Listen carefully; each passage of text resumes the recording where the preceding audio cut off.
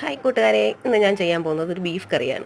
അതെങ്ങനെയാണ് ചെയ്യുന്നത് നമുക്ക് നോക്കാം. ബീഫ് കഴുകി വൃത്തിയാക്കി കുക്കറിൽ ഇട്ടതിന് ശേഷം സവാള, ഉള്ളി, ചെറിയ ഉള്ളി, ഇഞ്ചി, പച്ചമുളക്, വെളുത്തുള്ളി എല്ലാം ചതച്ച് ചേർത്തതിന് ശേഷം മഞ്ഞപ്പൊടി, മുളക് പൊടി, കുരുമുളക്, ഉപ്പ്, മസാലപ്പൊടി എല്ലാം കൂടെ ചേർത്ത് അതിന് ശേഷം ഇച്ചിരി നാരങ്ങ പിഴിഞ്ഞൊഴിച്ചു. പിന്നെ ഇച്ചിരി ശകലം വെളിച്ചെണ്ണ ഒഴിച്ച് കറിവേപ്പില ഇട്ട് എല്ലാം കൈ കൊണ്ടെല്ലാം മിക്സ് ചെയ്തെടുക്കുക. ചെറിയ ഉള്ളികളെല്ലാം ചതച്ച് തന്നെ ചേർക്കുന്നതാണ് നല്ലത്. വെളുത്തുള്ളി, ഇഞ്ചി എല്ലാം നല്ലതുപോലെ ചതച്ച് ചേർക്കുന്നതാണ് നല്ലത് അരിയുന്നതിനെക്കാട്ടിലും. അതിനുശേഷം കുക്കറിൽ ഒരു 6 വിസിൽ കഴിഞ്ഞ് അതിൻ്റെ ആവി എല്ലാം പോയതിന് ശേഷം അത് തുറക്കാവുള്ളൂ.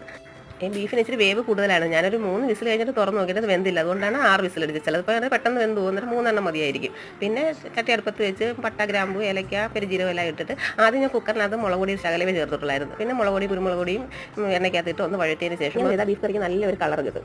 പിന്നെ ഇവിടെ ഞാൻ ഇതിലൂടെ കഴിക്കാൻ എടുത്തിരിക്കുന്നത് പിന്നെ ഗീ റൈസാണ്. ഗീ റൈസ് ഇവിടെ എല്ലാവർക്കും ഭയങ്കര ഇഷ്ടമാണ്.